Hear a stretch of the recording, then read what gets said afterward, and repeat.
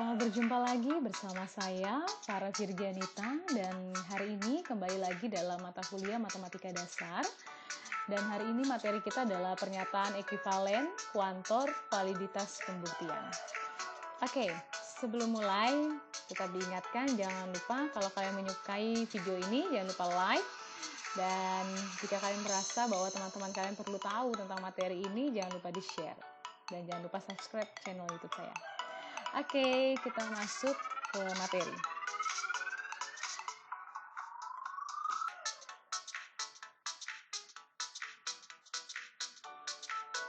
Ya, pernyataan ekivalen. Perhatikan kalimat guru pahlawan bangsa. Kemudian kalimat selanjutnya itu tidak benar bahwa guru bukan pahlawan bangsa. Kedua kalimat ini akan punya nilai kebenaran yang sama, tidak peduli bagaimana nilai kebenaran dari pernyataan semula. Guru pahlawan bangsa. Yang kedua, tidak benar bahwa guru bukan pahlawan bangsa. Nah, dua kalimat ini mempunyai nilai kebenaran yang sama. Coba nanti diperiksa dengan menggunakan tabel kebenaran ya. Nah, definisi dari dua buah pernyataan dikatakan ekivalen atau berekivalensi logis jika kedua pernyataan itu mempunyai nilai kebenaran yang sama. Pernyataan P ekivalen dengan pernyataan Q dapat dituliskan sebagai berikut. Ya, perhatikan di sini ya, ada ini. Ini cara menuliskan untuk pernyataan ya, yang ini. Ya, ini caranya. Jadi P ekivalen dengan pernyataan Q dapat dituliskan seperti ini. Kalau kita mau tuliskan, saya tuliskan P ekivalen dengan ya, begini simbolnya. Oke, kita lanjut. Berdasarkan pernyataan tentang definisi tadi yang ada di atas, sifat-sifat pernyataan yang ekivalen atau berekivalensi logis adalah yang ada 3 ya. Yang pertama adalah suatu pernyataan itu akan ekivalen dengan pernyataan itu sendiri. Jadi ini yang pertama. Ya.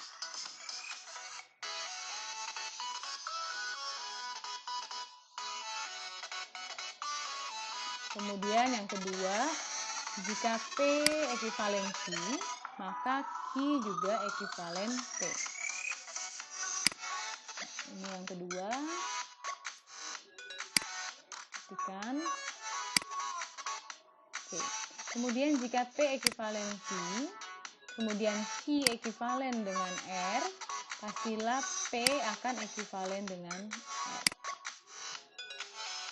Oke, nah sekarang kita mau perhatikan dulu ya, apa maksud dari ketiga pernyataan ini. Oke, yang pertama, P ekivalen dengan P.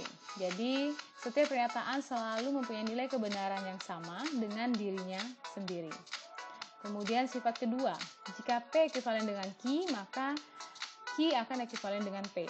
Berarti bahwa jika suatu pernyataan mempunyai nilai kebenaran yang sama dengan suatu pernyataan yang lain, maka tentu berlaku sebaliknya. Itu yang kedua. Oke, selanjutnya sifat yang ketiga. Sifat ketiga ini perhatikan P ekivalen dengan Q ekivalen dengan R. Jika P ekivalen dengan Q ekivalen dengan R, maka nanti kita akan dapatkan bahwa P itu ekivalen dengan R. Berarti bahwa jika pernyataan pertama mempunyai nilai kebenaran yang sama dengan pernyataan kedua, dan pernyataan kedua mempunyai nilai kebenaran yang sama dengan pernyataan ketiga, maka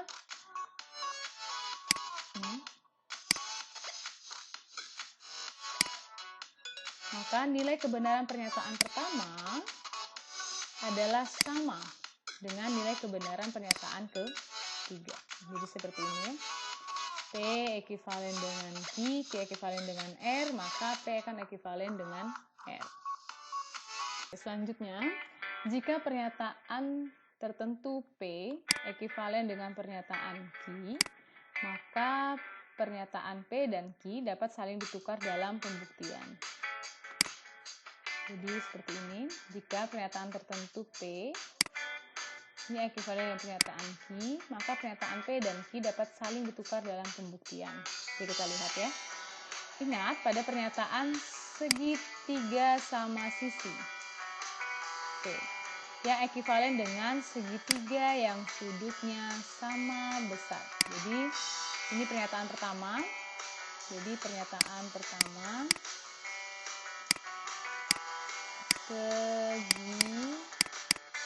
segitiga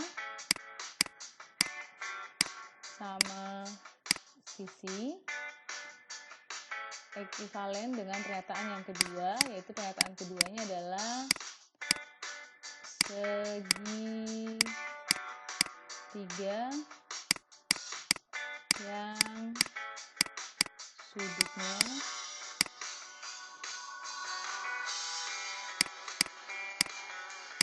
sama besar. Oke. Nah, dalam pembuktian pada geometri seringkali kita menggunakan kedua pernyataan itu dengan maksud yang sama. Nah, nanti kita perhatikan ya. Ya, ini pernyataan yang ekuivalen dua pernyataan ini. Dan dalam pembuktian itu dapat saling ditukar.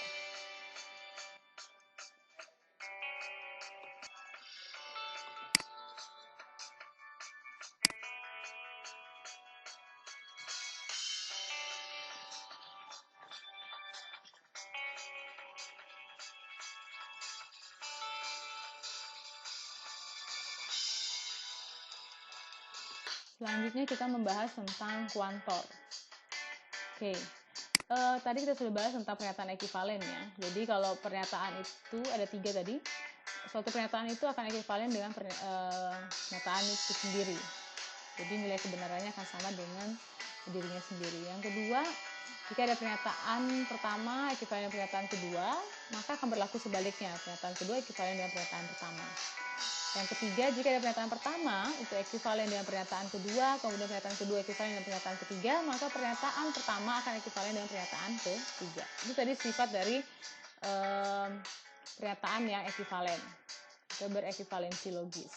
Nah, sekarang kenapa kita akan membahas ini? Karena kita akan membahas tentang bagaimana pembuktiannya. Atau kita akan belajar tentang bagaimana pengambilan kesimpulan yang valid. Jadi nanti ada kaitannya dengan pernyataan yang ekuivalen. Kemudian kita lanjut lagi membahas tentang kuantor. Nah, fungsi pernyataan, jadi kuantor ini adalah suatu keterangan tentang ide kuantitas. Jadi ingat, ada yang namanya kualitas, ada yang namanya kuantitas. Beda ya, kualitas dan kuantitas. Kalau kita ngomong tentang kuantitas,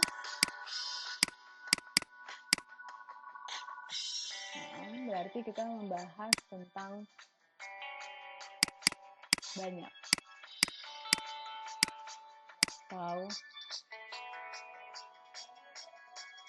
kita bisa ngomong banyaknya suatu objek ya.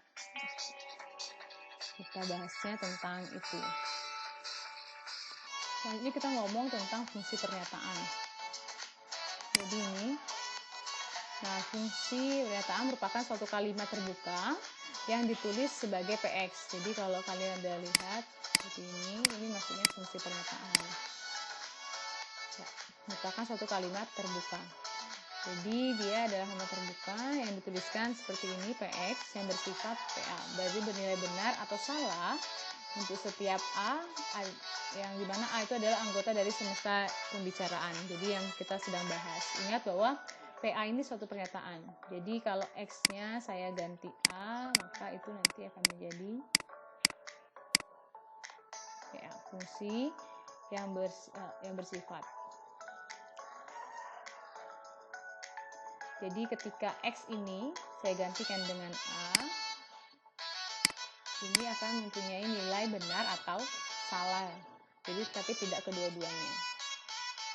Oke, contoh. PX 1 ditambah X lebih dari 5. Benar atau salahnya bergantung dari nilai X ini. Kalau nilai X-nya lebih dari 5, maka datanya akan bernilai benar. 1 ditambah 5, ya. Misalnya, lebih dari 5, benar. 1 ditambah 6, lebih dari 5, benar. Jadi ketika X-nya lebih dari 5, maka pernyataan ini akan bernilai benar. Namun, jika X-nya ini kurang dari 5, jika misal 4, 1 ditambah 4 itu sama dengan 5, bukan lebih dari 5. Jadi ketika X-nya lebih dari atau sama dengan 5, jadi bisa juga ini 5, 1 tambah 5, 6 ya, berarti lebih besar dari 5, itu benar. Jadi ketika X-nya itu lebih dari atau sama dengan 5, maka pernyataannya akan bernilai benar. Namun, jika X-nya itu kurang dari 5, maka pernyataan itu akan bernilai salah. Ya, jadi ini ada dua kemungkinan ya. Jika X kurang dari 5, maka pernyataan ini, PX ini akan bernilai, kalau kurang dari 5, akan bernilai salah. Contoh, misalnya saya X-nya saya ganti dengan 3. Maka hasilnya 1 ditambah 3, itu nilainya 4. 4 itu bukan lebih dari 5, tapi 4 itu kurang dari 5. Maka pernyataan ini bernilai salah. Namun, jika X ini diganti dengan bilangan yang lebih dari atau sama dengan 5, maka PX ini akan bernilai benar untuk setiap X itu lebih dari atau sama dengan 5. Tapi untuk setiap X kurang dari 5, maka PX ini akan bernilai salah. Nah, PX akan merupakan fungsi pernyataan pada A, himpunan bilangan asli. Tapi PX bukan merupakan fungsi pernyataan pada K, himpunan bilangan kompleks. Jadi, ini berlaku PX ini, yang ini 1 tambah X kurang dari 5, itu akan berlaku jika A-nya adalah himpunan bilangan asli. Tapi jika PX bukan merupakan fungsi, jika pernyataan pada K adalah himpunan bilangan kompleks. Oke.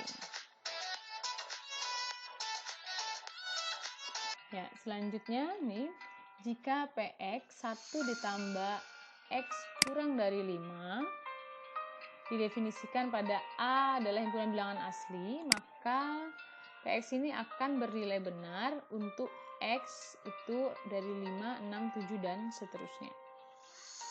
Namun, jika X itu kurang dari 5, misalnya 4, itu pernyataan ini tidak akan bernilai benar. Itu untuk poin yang ke A. Jadi, dia bernilai benar untuk X lebih dari 5. Untuk X kurang dari atau sama dengan 5. Selanjutnya, jika Qx itu sama dengan X tambah 3 kurang dari 1, didefinisikan pada A himpunan bilangan asli, tidak ada X yang menyebabkan PX bernilai benar.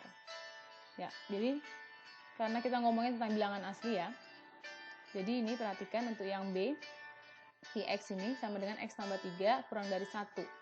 Tidak akan ada nilai X yang akan menyebabkan PX itu bernilai benar. Karena tidak ada bilangan asli yang jika ditambahkan 3 itu kurang dari 1. Ingat, bilangan asli dimulai dari 1. Tidak ada bilangan asli yang jika ditambahkan 3 itu kurang dari 1. Pasti lebih daripada 1, bahkan lebih dari 3. Ya. Kemudian yang C, jika Rx sama dengan X tambah 3 lebih dari 1, didefinisikan pada A himpunan bilangan asli, maka Rx bernilai benar untuk X yang lebih dari atau sama dengan 1. Jadi untuk X lebih dari sama dengan 1, maka Rx akan bernilai benar. Nah, dari contoh di atas, kenapa sih kita bahas tentang ini, Bu? Ya, jadi dari contoh-contoh di atas tadi terlihat bahwa kita mau bahas tentang fungsi pernyataan ya. Fungsi pernyataan PX yang didefinisikan pada suatu himpunan tertentu akan bernilai benar untuk semua anggota semesta pembicaraannya. Beberapa anggota semesta pembicaraan atau tidak ada anggota semesta pembicaraan yang memenuhi. Jadi, ada 3 kemungkinan. PX ini akan bernilai benar untuk semua anggota semesta pembicaraan. Jadi, ini kemungkinan pertama. Kemudian kemungkinan kedua, beberapa anggota semesta pembicaraan. Dan yang terakhir, tidak ada sama sekali. Contoh, yang ini 1 ditambah X lebih dari 5. Yang pernyataan PX ini, itu akan bernilai benar jika X-nya, akan bernilai benar jika X-nya lebih dari atau sama dengan 5. Jadi, ada yang, kalau misalnya X-nya itu adalah 1, X-nya adalah 2, 3, 4, maka tidak akan memenuhi sehingga nilai PX ini akan bernilai salah.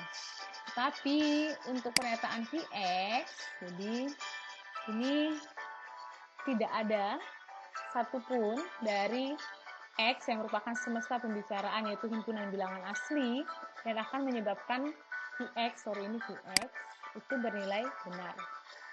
Jadi ini tidak ada sama sekali, ini ada yang bisa, ada yang tidak. Sedangkan untuk yang ketiga, itu didefinisikan pada A himpunan bilangan asli, jadi untuk semua. Karena semua bilangan asli, jadi X ini, semua bilangan asli jika ditambahkan 3, pastilah hasilnya lebih daripada 1. Jadi ini berlaku untuk semua bilangan asli, untuk X, anggota bilangan asli, apapun itu ya. Sedangkan ini hanya berlaku untuk X lebih dari atau sama dengan 5, di mana X adalah anggota bilangan asli. Namun untuk ini tidak ada X yang memenuhi. Oke, jadi itu ya yang kita mau bahas, bahwa di suatu fungsi pernyataan itu ada 3 kemungkinan. Semua anggota semesta pembicaraan itu merupakan penyelesaian, sehingga dia fungsi pernyataan itu akan bernilai benar jika X-nya digantikan dengan anggota dari semesta pembicaraan. Atau ada juga yang beberapa saja, tapi tidak semua dalam anggota semesta pembicaraan itu menjadi penyelesaian yang dapat mengakibatkan suatu fungsi pernyataan itu bernilai benar. Namun ada juga yang tidak ada sama sekali penyelesaian dari anggota semesta pembicaraan. Jadi seperti itu. Nah, selanjutnya kita mau lihat apa hubungan hal ini dengan kuantor. Kita bahas tentang kuantor umum atau kuantor universal. Yang pertama, jadi kuantor itu ada 2, yaitu kuantor eksistensial dan kuantor umum. Nah, kalau untuk kuantor umum itu ini ada simbolnya. Jadi seperti A terbalik, inilah yang kita sebut dengan kuantor umum atau kuantor universal. Seperti ini ya. Yang dibaca untuk semua, atau ada juga yang bilang untuk setiap. Oke, itu sebelum kuantor umum. PX adalah fungsi proposisi pada suatu himpunan A. Himpunan A adalah semesta pembicaraannya. Nah, maka untuk setiap X anggota himpunan A, maka PX akan berlaku PX, atau untuk setiap X anggota, untuk setiap X fungsi X, atau untuk setiap X PX. Jadi tulisannya seperti ini.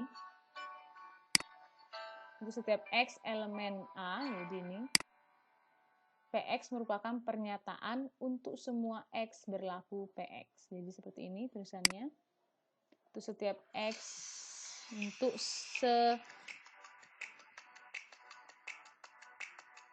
jadi untuk setiap X elemen atau anggota himpunan A, yang A merupakan semesta pembicaraan ya, himpunan A adalah semesta pembicaraan kita, PX merupakan pernyataan untuk semua X berlaku PX.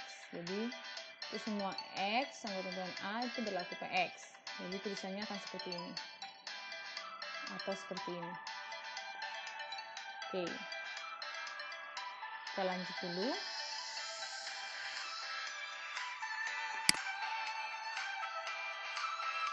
seperti apa sih kalimatnya? Ya seperti ini. PX, jadi itu X tidak kekal. Jadi kalau saya gantikan manusia, X yang diganti manusia berarti manusia tidak kekal. Maka untuk setiap X, ini tadi, untuk setiap X, PX, yang tadi artinya untuk setiap X elemen A, PX merupakan pernyataan untuk semua X berlaku PX. Sehingga di sini untuk semua X berlaku PX, ini setiap X adalah ini manusia. Jadi PX itu semua manusia tidak kekal. Jadi untuk setiap X berlaku PX, jadi untuk setiap manusia berlaku, ini tadi PX-nya adalah manusia tidak kekal. Nah, PX ini merupakan kalimat terbuka, tidak mempunyai nilai kebenaran. Tetapi untuk setiap X, PX merupakan pernyataan yang punya nilai kebenaran. Jadi ketika kita sudah menggantikan nilai X ini ke dalam fungsi PX ini, maka kita bisa menentukan nilai kebenarannya. Nah, untuk setiap X berlaku sifat Rx, kita tahu setiap X berlaku sifat X tambah 3 lebih dari 1, pada A bilangan asli itu akan bernilai benar. Jadi untuk setiap X tambah 3 lebih dari 1, itu untuk setiap nilai A ini. Selanjutnya untuk yang ini,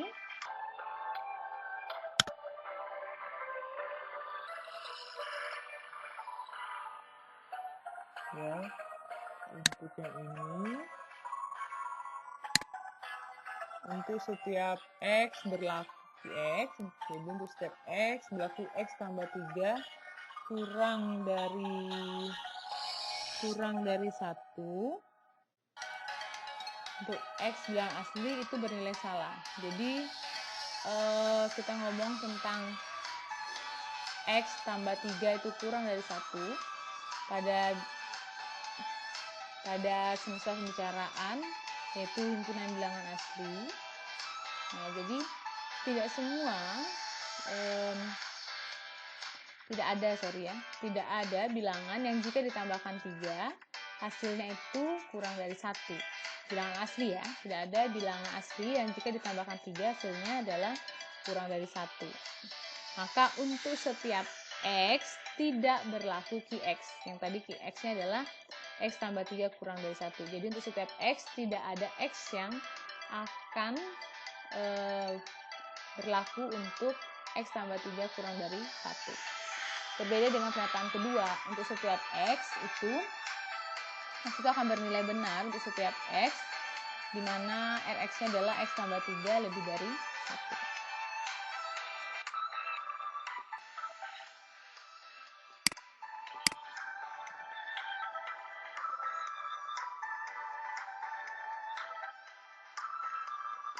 Selanjutnya kita membahas tentang kuantor khusus atau kuantor eksistensial.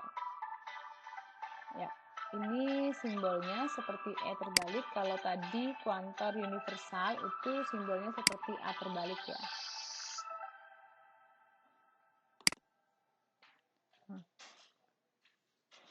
Nah, ini dibaca ada atau beberapa, atau untuk paling sedikit 1. Nah, itu disebut dengan kuantor khusus kalau yang paling sedikit 1. Nah, ini kita bahas dulu yang kuantor khusus ini, kuantor eksistensial. Nah, PX itu adalah fungsi pernyataan pada himpunan tertentu A, di mana himpunan A adalah semesta pembicaraannya. Nah, ini bacanya ada X elemen. Kalau tadi kan untuk setiap, karena dia tandanya adalah seperti A terbalik seperti ini. Jadi itu untuk setiap, untuk semua. Nah, kalau ini seperti E terbalik ini, kita bacanya ada X elemen A, demikian hingga PX itu merupakan pernyataan atau untuk beberapa X PX.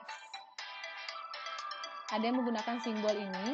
Simbol ini digunakan, jadi kayak ada E, baru ada tanda seru. Jadi